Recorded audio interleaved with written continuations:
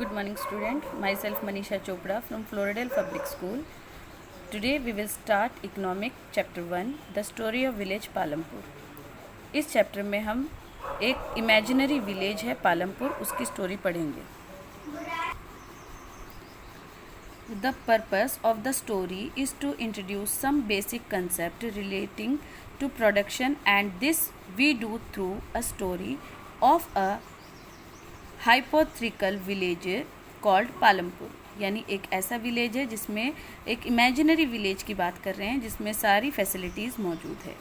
Farming is the main activity in the Palampur, whereas several other activities such as small scale manufacturing, dairy, transport etcetera are carried out on a limited scale.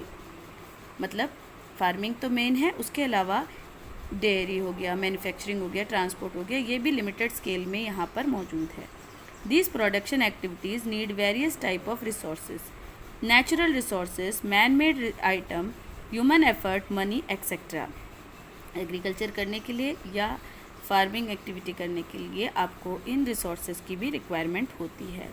As we read through the story of Palampur, we will learn how various resources combine to produce the desired goods and services in the village. Now, we will start the introduction of this chapter. Palampur is well connected with neighboring villages and towns. Palampur पूरी तरह से connected है आसपास के गांव और town से. Raiganj is a big village, is 3 kilometer from Palampur. Raiganj एक बड़ा गांव है जो 3 किलोमीटर दूर है पालमपुर से.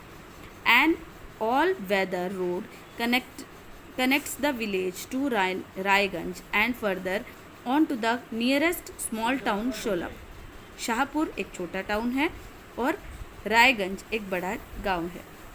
इन दोनों से एक अच्छी कनेक्टेड रोड है जो पालमपुर को जोड़ती है. Many kinds of transport are visible on this road, starting from bullock carts, tongas, bogies, wooden cart drawn by buffaloes, loaded with jaggery यानी गुड़, and other commodities to motor vehicles like motorcycle, jeep, tractors, trucks, etc. मतलब इस पालमपुर गांव के अंदर पुराने तरह के सारे जो ट्रांसपोर्ट मीन्स ऑफ ट्रांसपोर्ट है वो मौजूद है और न्यू ट्रांसपोर्टेशन की फैसिलिटी भी प्रोवाइडेड है. The village has about 450 families belonging to several different caste. यहाँ पे करीब 450 फैमिलीज है जो अलग अलग कास्ट से बिलोंग करती हैं. The 80 upper caste families own the majority of land in the village.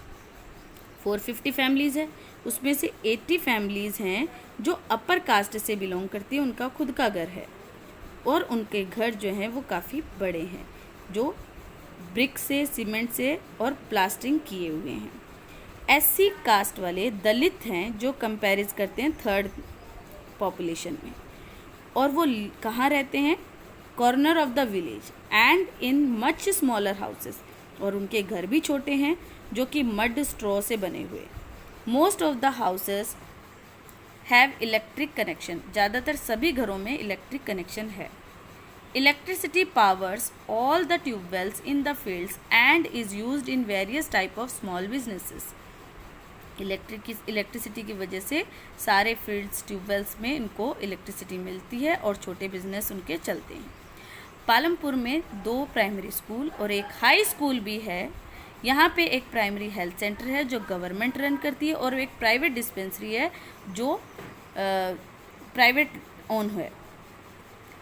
The description above show that Palampur has fairly well developed system of roads, transport, electricity, irrigation, schools and health centers.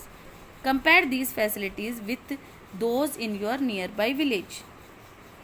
The story of Palampur, an imaginary village, will take us through the different type of production activities in the village.